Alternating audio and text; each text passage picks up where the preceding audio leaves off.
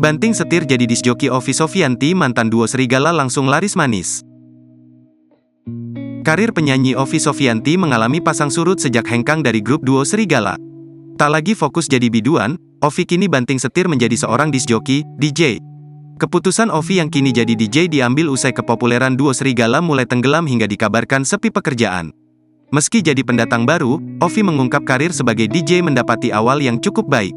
Bagi Ovi Sofyanti, tidak mudah berlatih sampai bisa menjadi DJ profesional.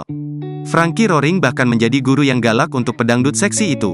Frankie Roring hanya tidak ingin istrinya tersebut manja dan benar-benar serius saat menjadi DJ. Pedangdut yang kini berusia 29 tahun itu sampai kaget saat mulai latihan menjadi DJ.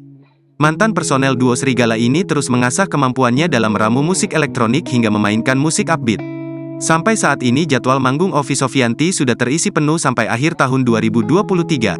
Setiap bulan, Ovi Sofyanti bahkan bisa manggung di 5 tempat hiburan malam.